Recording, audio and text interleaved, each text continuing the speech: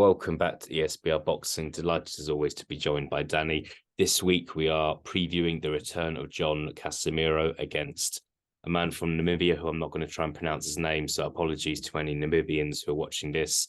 Fillipus is his first name, but yeah, I'm not going to try and announce his surname, so apologies for that. Danny, don't know if you want to have a go at announcing his surname, but yeah, we're here to preview this fight. Casemiro, fight who British fight fans are very much familiar with. Obviously had that fight against Charlie Edwards quite a long time ago now. He's fought in other names in the division as well. Back in the Philippines at super bantamweight. Yeah, how do you feel about his return against we're going to call him Fillipus? Yeah, mate, if you can't pronounce it in your perfect Queen's English, I don't think I'm gonna make too much of a stab at it. Like it's a weird one with Casemiro because there was a stage he felt like one of the bigger names down in the lower weight classes, and just the last couple of years feels like the sort of wind's really been knocked out of the sails of his career, so to speak. So I know he had a fight towards the end of last year at Super Bantam, and it's good to see him getting a degree of activity. You know, it's sort of 6 months from then on. In terms of the landscape of the super bantamweight division, I think it'll be difficult for him to sort of kick down the door and get the big fights. I'm sure we'll come on to those later, but good to see him back in the ring. A very exciting fighter, very big puncher, as we all know, and hopefully he can regain a bit of momentum. And no disrespect to Fillipus, look towards some slightly bigger fights in the second half of the year. Yeah, definitely. We'll touch on Fillipus now. He's 27 years old, so quite a bit younger than Casemiro. 12-1. He actually lost his debut and then avenged that loss later in his career via a third round stoppage. 12-1 is his record. 11 stoppages, so he can clearly whack a bit. Coming up against Casemiro, who's 32-4. Has been stopped once by Mathalane, who's former Sonny Edwards opponent a long time ago. So Casemiro has been around a very long time. But yeah, interested to see what he has got left in the super bantamweight division. What do you think he's got left, Danny? I think you can't deny super bantamweight now. We've obviously got Stephen Fulton, who's got 2 of the world titles. Marlon Tapales, who beat Makdalayev a month or so ago. He's got the other 2 world title belts. Stephen Fulton's in that massive fight in July against Inoue, which is a cracker of a fight. Don't need to speak about that too much. Can those kind of 4 fighters that I've mentioned, arguably the four best fighters in the division? Possibly not. Yeah, we can. That's another discussion. Do you think Casemiro can get into that discussion amongst those fighters? I think it'll be difficult for him, Elliot. 34 now, and whilst we've not really seen anything from it in the ring to indicate, you do wonder with the whole issues making weight, that sauna carry on for the Paul Butler fight they got himself removed from, and there have been question marks over his discipline over the years, so you wonder what is left at 34. And he's made flyweight and he's up now at super bantam. He's going to be pretty undersized at that weight, you would imagine. So I don't know. I think as you say, it's all roads are towards Inoue Fulton at the minute, and then obviously Tapale's got the other 2 belts. So there was a stage where Casemiro was by far and away the most sort of called for opponent for Inoue when he did have the WBO belt at bantamweight, but I think that desire's been and gone. I think people just want to see Inoue look towards becoming undisputed.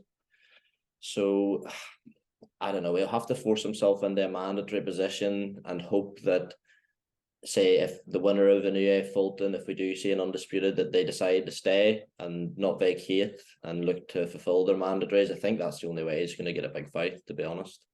Yeah, we'll see. I feel like Casemiro, he's also, you can't ignore someone's age. He's also, and the amount of fights they've had as well.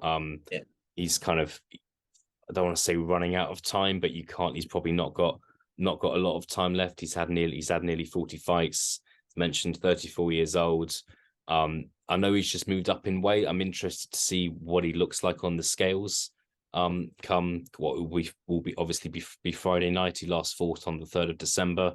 It'll be interesting to see how he kind of does make super bantamweight. So yeah, interesting to see. I just think I like it. One thing I've always liked about kind of Joe Joyce as an example is, they're not getting any younger, so they'll fight anyone. And I feel like this might be a strange comparison, but Casemiro now, assuming he wins on Saturday, you'd think he'd be calling out the champions, Inoue, whoever, like the big names. He's not got time for another warm-up fight or another keep busy fight. So that's what's exciting about it. Just gonna touch. Do you remember when Casemiro called Inoue a Japanese turtle? I don't, to be honest. No, that was a random thought that's come back into my head. I think this was when they were both the bantamweight. Both were Casemiro had just had a fight, and I feel obviously English isn't his first language, and he called Inoue a Japanese turtle. I don't know what that was in reference to, but that was the I think it was meant as an insult. That would obviously be a big fight. Philippines versus Japan. Inoue is out in action 25th of July, as we mentioned, against Stephen Fulton. Inoue against Casemiro for 2 of the world title belts, I think, is a possibility for the end of this year. How would you see? I know it's a bit early to be asking for your prediction now, but I'm going to. How would you see that fight going? You have to make Inoue a massive favourite at this stage. Like, I think he would have been a favourite had the fight happened, a big favourite had the fight happened at bantamweight a couple of years ago, and I think those odds will only have shifted in his favour. Like, you compare what he's been doing in that time and what Casemiro's been doing in that time, their careers seem on very different trajectories. Like, you would say Casemiro's power makes him live in any fight, but Inoue appears to have a rock solid chin, 8 Daenerys left hook, which is one of the most sort of famed punches in this era of boxing, and didn't seem to put too much of it into him. So yeah, I would find it very, very difficult to see past Inoue in that one personally. Fair enough. We'll see. It could be it could possibly be fighting Stephen Fulton next, or Depales. Depales is obviously he's of Filipino descent as well, so maybe that's a fight maybe we've overlooked. That's a possibility. But I think one thing's for sure, Casemiro, if he gets through Saturday night, will be calling for those big fights in the super bantamweight division. Danny, thanks for your time once again. Apologies to anyone who is offended that we can't pronounce his opponent's name. Just one thing I would want to add, mate, I think would be interesting, and how likely it is, maybe you can give your opinion on it. If Liam Davis gets through Jason Cunningham, like Frank Warren should get his checkbook out and get Casemiro over. That'll be a good name in the record. And depending on how Casemiro looks, if he is over the hill, like, that would be a fight that I think could propel Liam Davis, should he come through Cunningham, towards like a proper world level contender. Yeah, well, I think Liam Davis, he keeps on proving a lot of people wrong. I think he proved people wrong against Mark Leach when he thought, I think he was going to lose against Baluta. Personally, won that fight. I feel like with Casemiro, he's been to this country before when he fought Charlie Edwards. I don't think he's kind of would be against doing that again. So yeah, can that fight be made without a world title on the line? I think that's the big question. You would need to pay him, wouldn't you? You would need to pay him. Yeah.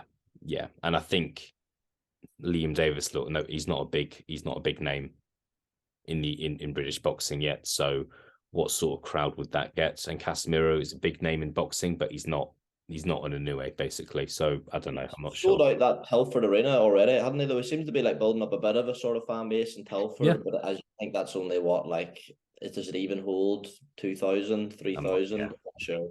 No, we'll have to ask our Telford resident who's in the group last time he was there. It's interesting. It was always fun previewing these fights with you, Danny. A lot of these fights go under the radar to the boxing public, and to ourselves as well. So we'll have to see what happens on Saturday night. But look, it's an exciting division at the moment, isn't it? The super bantamweight division, and we'll see where Casemiro fits into it in the next few months. But yeah, thanks as always for your time, and speak to you again next week. No problem, mate. Cheers.